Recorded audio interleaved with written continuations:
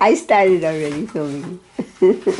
Okay. Yeah, okay. In this continuing game we have going on called Fool Odie. Well, not Fooling bad. Odie. Not bad, not bad. In the reading of The Snake Doctor. The Snake Doctor. Right there we go. The Snake Doctor.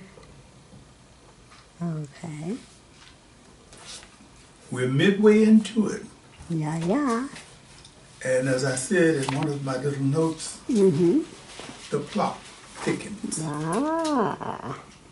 This is chapter 15. Okay. I'm going to do both of these chapters, 15 and 16, because I'm anxious to see what happens. I am too. All right. Akosua put it all on hold for an hour. The phones, all of it. We're going to have dinner, sip some wine, and lap up the sunset. I'm with you all the way, except for the vino. Kojo studies his wife's movements as she waddled out to their table in the yard. Her shape had changed, but she's still graceful in an awkward sort of way. It won't be long. How many months? 6 months? It won't be long now.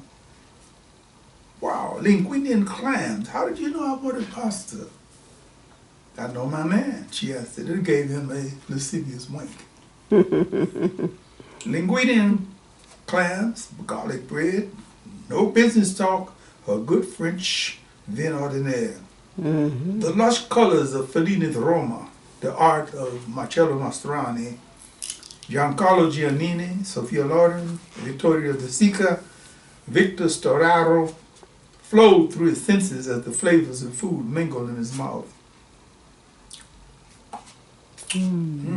Of course, if you wanted an African-American woman, you'd be the best Italian cook in America. Or at least in California. I don't see any contradictions there. They exchange loving smiles. Bread, love, and chocolate. Dark eyes. La dolce vita. Rimini. Bitter rice. Mambo. Wonder what happened to Savannah Mangano. That's what I'd like to do, an African-American Italian film. Or an African-American Ghanaian film. Or maybe an African-American Brazilian film. What's the secret of the smile about, sweetheart? I was just thinking about all the good things happening to us. Akosua circled the table, the tray with arms around his neck. Kojo, I love you so much. He led her around the chair to sit in his lap. I'm too heavy. No, you're just right. They had each other. He placed his hand on her stomach, such a large, tight ball. Akosua nuzzled her nose into his neck.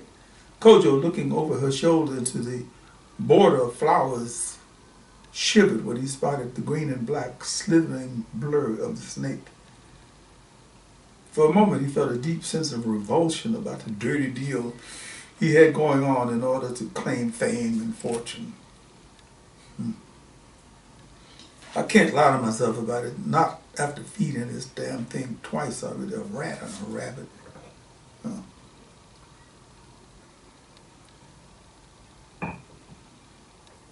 Kojo, I'm going to take a shower and a little nap. You want to join me?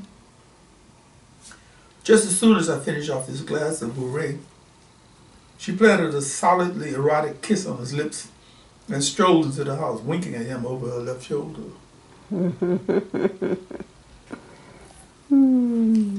Look at this woman, 6 months pregnant, and she's as sexy as she can be. The snake. The snake. He stared at the flower underbrush. I did see it. What the hell is it hanging around for? He sipped his wine and frowned at the setting sun.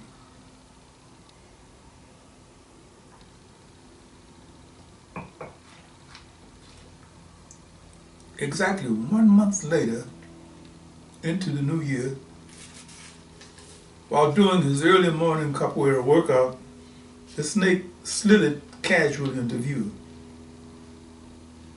Kojo froze in place. Now what? A small pig. Was the snake actually speaking, or was the sounds coming from his forked tongue by some sort of vibration? What? A small pig.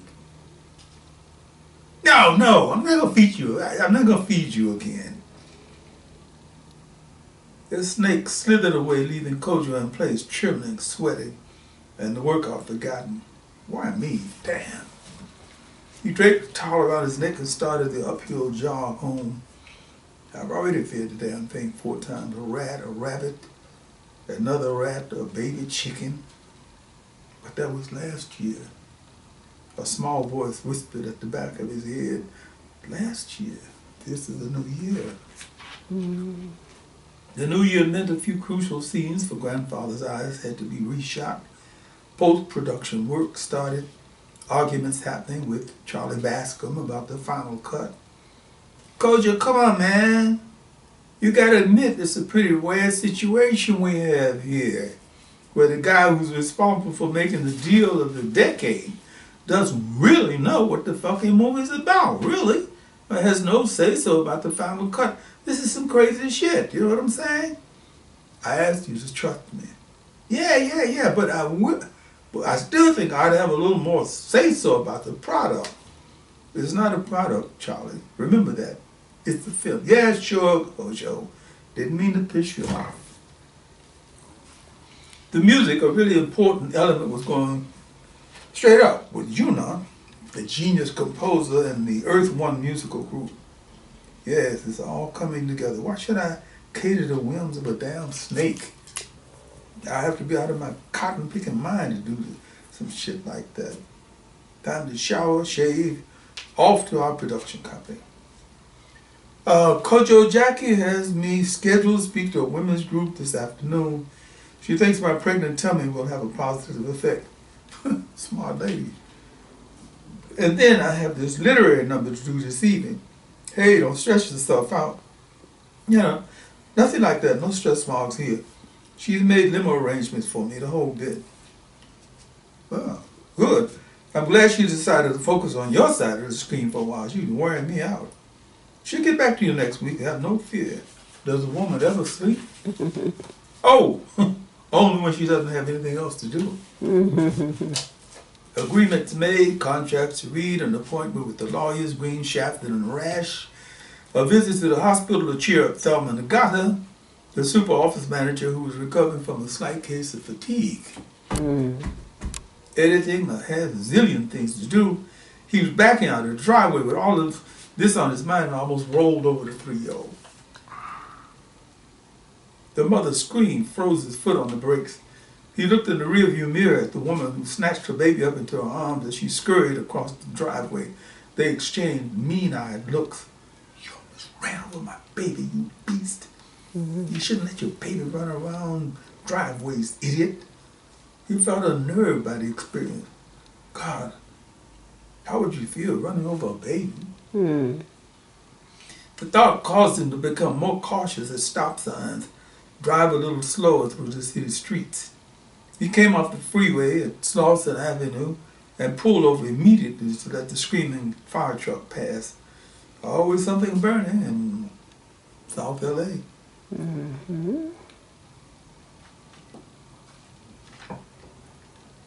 He was surprised to see the truck make a blistering right turn a few streets ahead of him. His street. He accelerated. What the hell is this?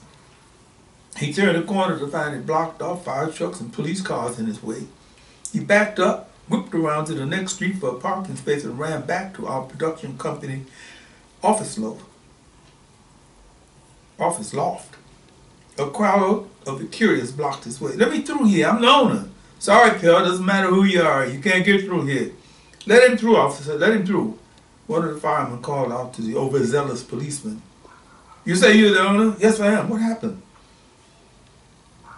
The fireman strode to the side of the smoking building with him, the neighborhood folks' excitement over, melted away. Well, number one, the damage isn't all that great.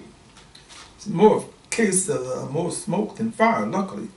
Inside, any damage there? Most of the fire happened here in the rear. Looks like an electrical short circuit fire, I'd say, offhand. But we haven't checked the premises already. We haven't checked the premises too closely. Kojo took a deep breath and released a sigh of relief to find the office and office equipment intact except for a few large puddles of water. You were fortunate that someone spotted the smoke right away and called in.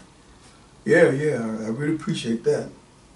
Efficiently, the firemen cleared the space, rolled up their hoses, and cleared out. Mr. Kojo, Betty Akko Brown.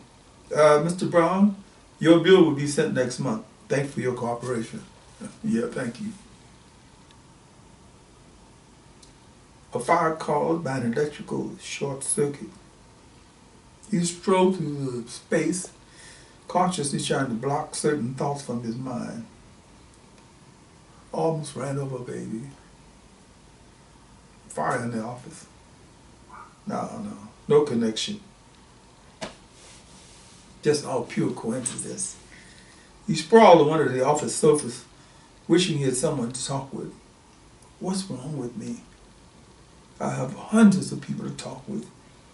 He fetched his cell phone and called his parents. What are we doing? Just sitting here, twiddle our middle-aged thumbs and waiting for you. Akosua and our grandchild-to-be to pay us a visit. Mm-hmm. Akosua is working on something, but I'll be there in 15 minutes. Come on. Mm-hmm. Dad, you were into herpetology at one point, weren't you? Yeah, you know how it is when you own a bookstore. You'll have things grab you for periods of time. Your mother was one of the hippest hypnotists in the country at one time. And Jinga, remember your hypnotic period? Make fun if you want to. If I had had more time, I probably could have been able to hypnotize you even. That would be the day. Kojo laughed with his parents. The pressure's forgotten for the moment. I'm going to have to deal with the burned up office and all the rest in a little while, but I'll chill for a moment. Kojo, you staying for lunch? By all means. Well, let me put something together. Make it hypnotic. She spanked her husband's shoulder playfully on the way to the kitchen. Mom and Dad. Mom and Dad. I hope me and Akosua are like you two when we mellow out.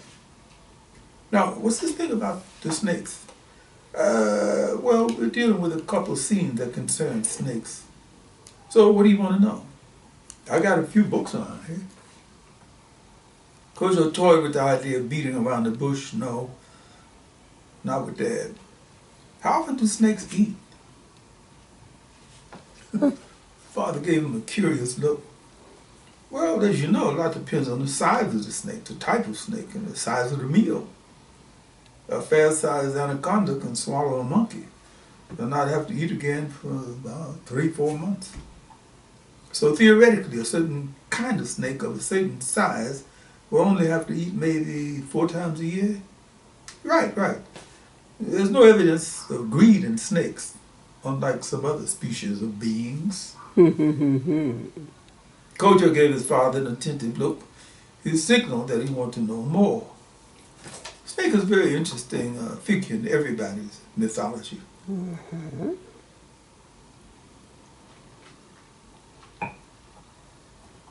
We have the Christian thing with the evil snake in the Garden of Eden, of course. There are a whole bunch of other cultures that feared and worshipped the snake. I guess it has something to do with their appearance and the way they move. Did you ever see the documentary of a group of people in Burma, or whatever it's called these days, who make a pilgrimage once a year to a cave where a giant white cobra lives? Thing must be at least 8 feet long. Huge. White and huge. Anyway, in the documentary, a woman was designated to lure the snake out of the cave and kiss it on the head 3 times. The reason for doing it is to ensure a successful harvest. Tiny woman, making moves like the snake herself, faints back and forth at the mouth of the cave. The snake lunges out at her, huge and thick barrel. The snake strikes at the woman and she dodges. The snake strikes, she sidesteps. It was like watching a Balinese temple dance. After a few attempts to strike her, they settled into a calm state. The snake, who was holding himself higher than her, lowers his head and she makes the first kiss. I never saw this. I'm sure I would have remembered if I had. I'm sure. The second she kissed the snake's head, he's aroused and strikes at her. Little sister could move, I'm telling you. 3 times she did it, 3 times. I thought maybe it was trick photography or something, but no, this was the real deal. After she performed the last kiss, she backed off and the snake slid back into the cave. It looked like it had been choreographed. When they did the close-up of the woman, you could see venom all over the front of her clothes. Maybe it was a giant species of spitting cobra, I don't know.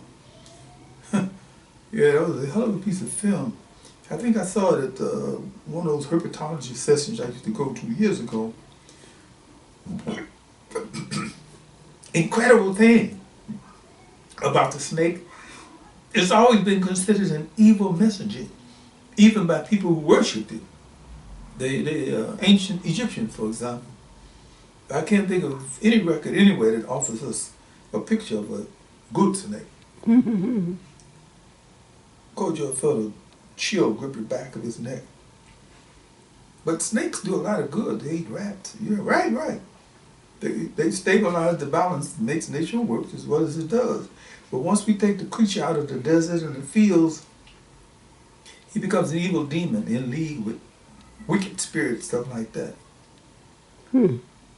How do you feel about that, Dad? That the snake is a messenger of evil and all that?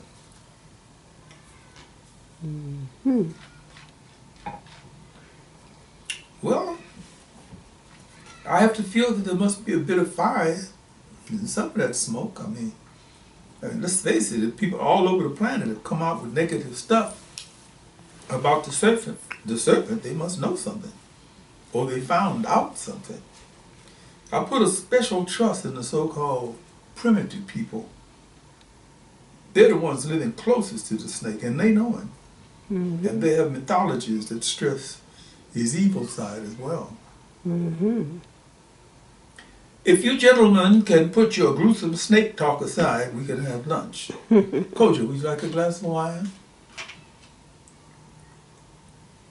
He drove home, belly filled with Mom's old-fashioned tuna fish salad, lettuce and tomato on sourdough rye, bolstered by a couple of glasses of dry white wine.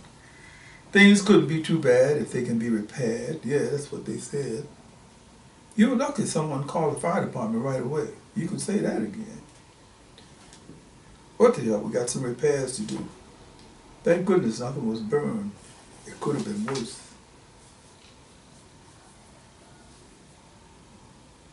Chapter 16. The sight of Akosua sprawled on the front room sofa, a big white bandage on her forehead almost sent him into shock. Oh my God, Akosua, what happened? Just a clumsy move, that's all. I was coming in from the backyard and tripped up the steps. The problem is this balloon in front of me. I couldn't see the steps. No big thing, a little gash on the forehead, a warning to be a little bit more careful. Kojo folded her into his arms. Hey, be careful, sweetheart, please. We don't want anything to happen to you. I almost ran over a baby. We had a fire in the office. My wife stumbled up the steps and gashes her head. Okay, Snake Asiafu, you win. He went for his workout a half hour earlier, feeling antsy. The workout was half-hearted. He had his mind on a half a dozen other things. How in the hell do I communicate with this damn thing to tell it that I'll surrender? You want a fucking pig, you got it. He finished his workout, draped a towel around his neck, and sat at the base of a tree waiting. What if the damn thing is angry with me? What if it doesn't come back? How can I square myself? After a half hour of anxious waiting, he reluctantly decided to pack it in for the day. He looked over his shoulder at the last place he had seen the snake. Now what? The rest of the day was spent dealing with one small catastrophe after another. Kojo, the computers are down. Crashed. Be cool. Be cool, Thelma. Be cool. Have you called our computer repair guy? He's here now. He says we might be out of business until tomorrow. Okay, then tomorrow it'll be. He replaced the phone in his cradle, tilted the chair back, tented his fingers under his chin, and frowned. Ah, I goofed. I should have done what I was asked to do. A small pig, what the hell. Later that day, after a full day in the editing room and a light dinner of curried red snapper, Kojo sprawled in his backyard chair. Kojo, I have some reading to do. You want something? No, I got a glass of San Antonio Red. That's about all I need for the moment. Don't worry about the dishes. I'll take them in. Hey, looks like that cut on your forehead is healing pretty well. I'm using aloe vera, milk stuff, for cuts, burns, things like that. He watched her go into the house feeling melancholy, blue. He and Ed Burns had a carefully studied crucial footage and discovered a number of sophomoric mistakes. Damn, how did the mic shadow get in there? One thing after another. He sat up slightly as the snake slithered across his peripheral line of view, and sat up rigidly as the snake gathered itself into a tight coil 10 yards in front of him. He seemed to be waiting, his forked tongue flicking in and out of his mouth. Kojo slugged half of his wine down, tried to avoid looking at the coiled creature for a minute, and then, in an irritated tone of voice, where? What time? Here. Tomorrow. Midnight. Kojo was trembling as he watched the snake curl away. He remained in place, gritting his teeth. Damn. Where am I supposed to find a baby pig? The clerk at the pet store was willing, but unable to handle the problem on such short order. Sorry, Mr. Jones, it would take at least 3-5 weeks for our supply to ship. You have any idea where I can get one? It's my daughter's birthday, and we promised her a small pig. This is sort of an emergency. Give me a couple of minutes to make a call or two. I think I can help you. He slipped the clerk a folded $20 bill. There was nothing like a little money to grease the skids. The clerk returned 15 minutes later. Mr. Jones, you may be in luck. I called a friend of a friend. You know what I mean? I do know what you mean. My friend tells me that he has 3 baby pigs left. I asked him to save one for you. That you would be at his place within the hour. I'm on my way. Name, address? Mr. Nguyen, 231 Alpine Street, Chinatown. Chinatown. It took him 15 minutes to get there and 45 minutes to find Mr. Nguyen's small pet shop behind several other shops. His place was almost hidden. The sign said Nguyen Pets in English. God only knows what it said in Vietnamese. Quite a few shops in Chinatown with Vietnamese owners, a legacy of the ethnic cleansing that the Vietnamese communist programs used to rid Vietnam of the Vietnamese of Chinese descent. Mr. Nguyen nodded pleasantly as I entered, obviously aware of who I was and why I was there. I browsed the shop while he dealt with a couple who were looking for a chubby puppy. I gathered from the way they were feeling the rib cages of the dog they were being shown, were they looking for a pet or for something to barbecue? Okay. A number of snakes in glass cages. Finally, after having sold them 2 of the fattest puppies in the store, he came to him. Ah, Mr. Jones, my friend in Echo Park called me. You want young pig? Yes, sir, that's exactly what I want. Like old charming guy, Mr. Nguyen. about 60 or 70 maybe, with a series of long hairs sprouting on his chin. He could have been an old-fashioned Mandarin noble. You, come this way.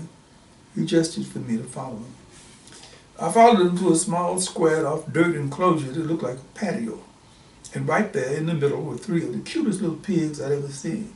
You pick, he suggested. Only 3. I stood there watching them play around with each other. They seemed more like puppies than pigs. They were comical, fun to watch. I never thought about a pig as being funny. And of course, all kinds of little piggy stories came to mind. 1 little piggy, 2 little piggy, 3 little piggy. You pick, Mr. Wing prompted me. Randomly, I chose the one closest to me. I had half a mind to buy all 3 until Mr. Wing gave me the price for one. $500. Oh, shit. I give this deduction because you are Mr. White's friend, regular customer, he said. $500 for a baby pig? What was I not understanding about this transaction? Mr. Wing, $500 for a baby pig? He gave me that vacant, indulgent smile that the hip always gives to the unhip.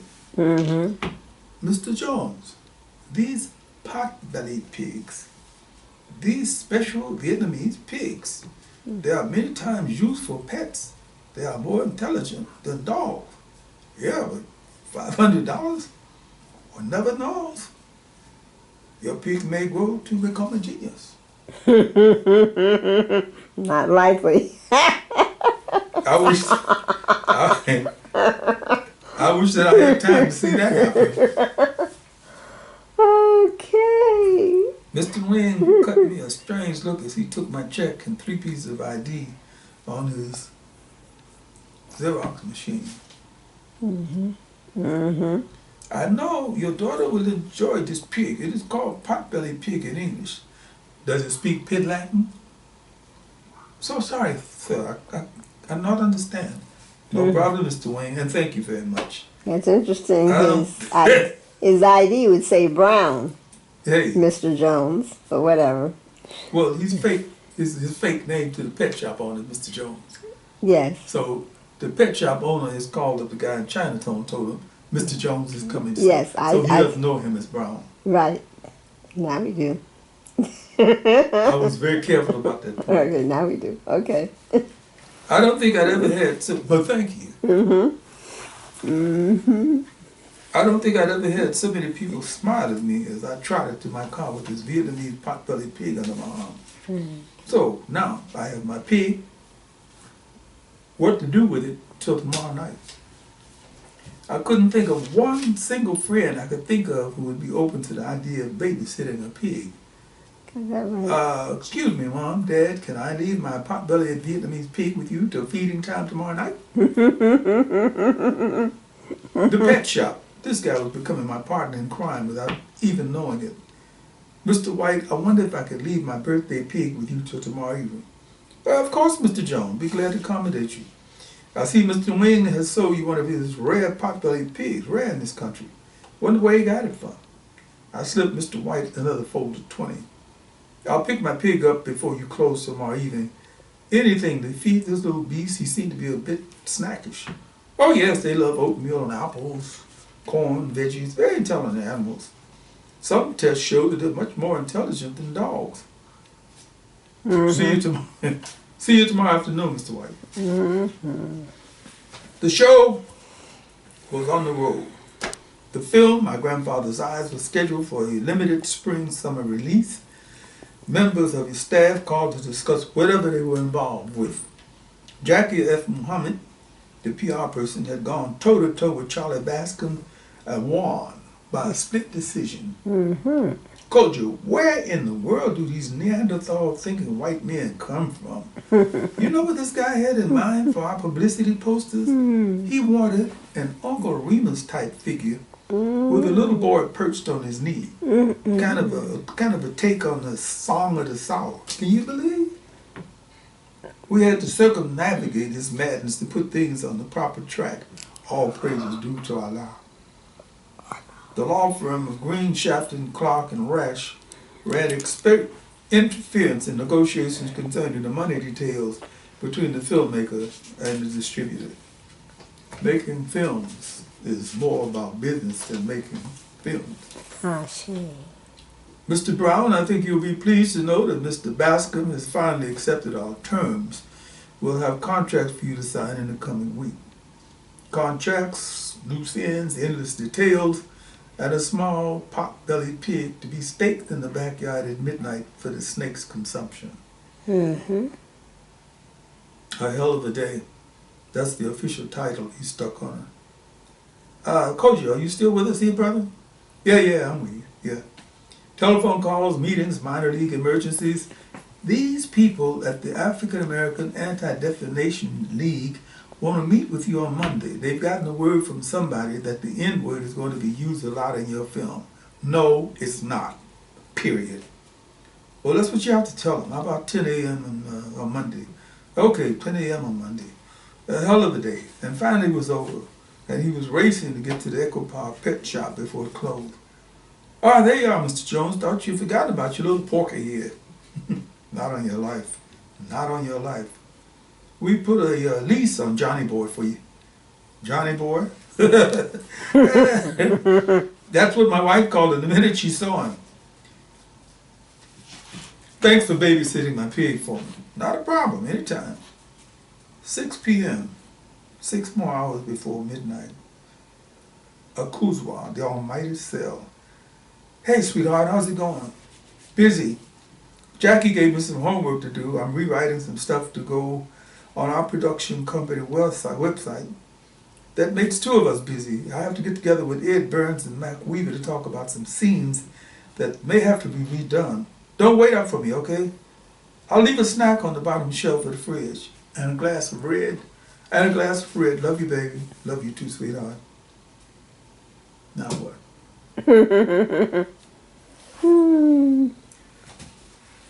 He eased back into his car to stare into the bright little eyes of his pot-bellied pig. Bet you'd like a snack too, wouldn't you? Johnny Boy. The pig nodded in agreement. He stopped at the nearest supermarket for milk, a large box of cold cereal, and a cheap aluminum baking pan. The pig nuzzled under his thigh when he got back in the car. Friendly little fellow. So you know I got some goodies for you, huh? Once again, the pig seemed to nod in agreement. He drove to Echo Park Lake, parked and led the pig out by his leash. Feeding the animal cereal and milk in the park in the late afternoon seemed to attract all kinds of people. Children came to ooh and ah. Can I touch you, mister? What's his name? Johnny Boy. A couple of Asians came over to question him about Johnny Boy. Sir, this is a Vietnamese pot-bellied pig. Do you have others? No, this is the last of a litter. Are you going to barbecue it or steam it?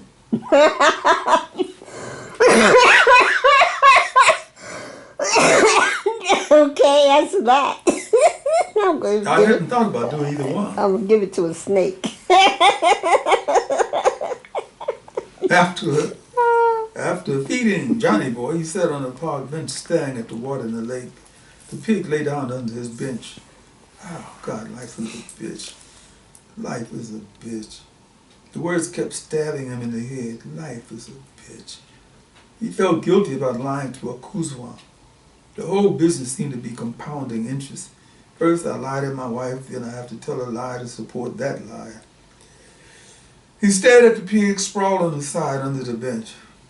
Oh, well, a man has to do what a man has to do. 9:30 p.m. The park was deserted. Time to leave before the bad guys of the police showed up. He scooped Johnny up in his arms, gently placed him on the floor of the passenger side. Now what? Nothing to do but drive around till it was almost time. He didn't feel at ease driving aimlessly in L.A. After a certain hour, they ought to roll the sidewalks in the town. He knew he had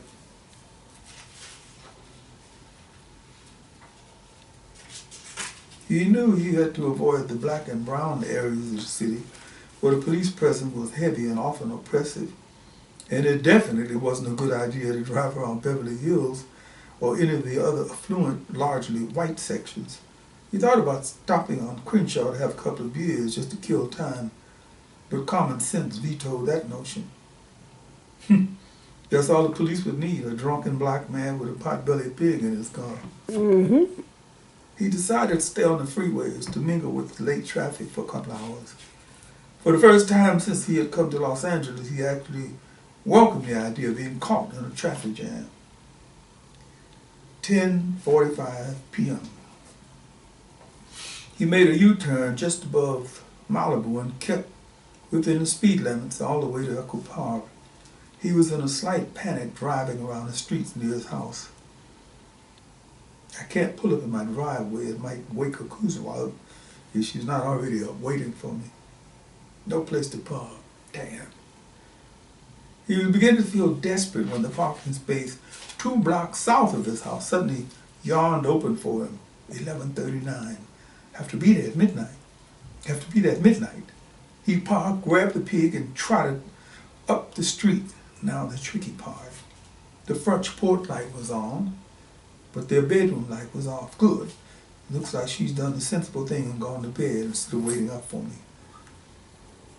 He felt like a burglar unlocking the high wooden gate of the driveway. A couple of the neighborhood dogs barked. He froze for a minute. What would Akosua think if she saw me sneaking into the backyard with a pig under my arm? Pet.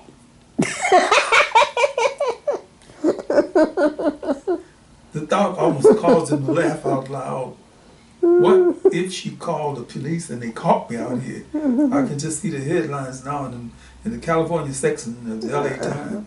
Brilliant young African-American filmmaker arrested in his own backyard with a pot-bellied pig. The clouds suddenly drifted away from the moon's face. He suddenly felt naked, exposed. He knelt to remove the leash from the pig's neck. Sorry about this, little piggy. Now something to tie you up with. He was sweating, feeling anxious, have to improvise. He pulled one of his shoestrings off, struggling a bit with the pig, which was beginning to squirm to try to escape. Noosed the red string around the pig's left leg and tied it to the leg of the garden chair. Have to remember to come out here for my shoestring in the morning. The pig tied in place. He stared down at the animal, feeling guilty. Sorry, I'm very nervous. He backed away from the scene, thinking, what if the snake doesn't come?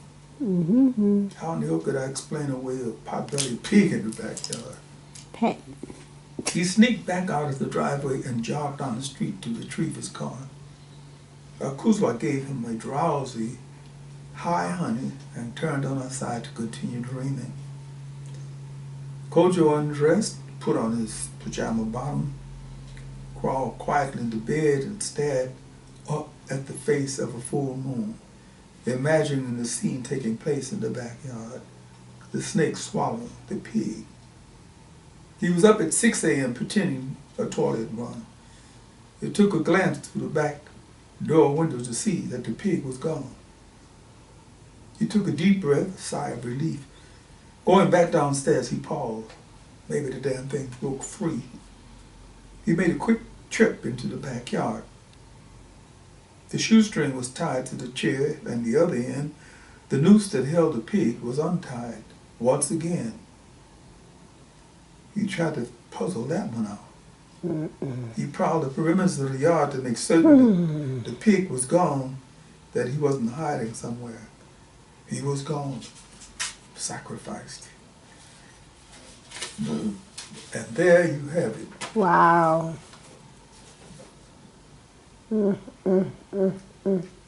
As they say, the plot thickens.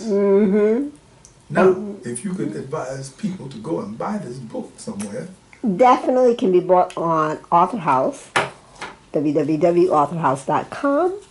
It can be purchased at Amazon, and it can be purchased at Barnes & Noble or your local bookstore. Just go in and say, I want a copy of The Snake Doctor by Odie Hawkins. his website, www.odiehawkins.com, and he's also on the author's page on Amazon. Now, with that said, if you like these moments in time with Zola and Odie, teacher Zola, Odie Hawkins, please subscribe to the channel, and we will see you tomorrow. Yeah, got to keep going because why stop now? In the real world, I would like to know, what does he say when they go over their budget and she sees he's spent $500 on a pig? That's for gonna a come. friend. You're way up on the game. That's gonna come sometime later. All right. You know, wives are like that. Oh yeah. All right. Thank you, Odie. Ciao. Ciao.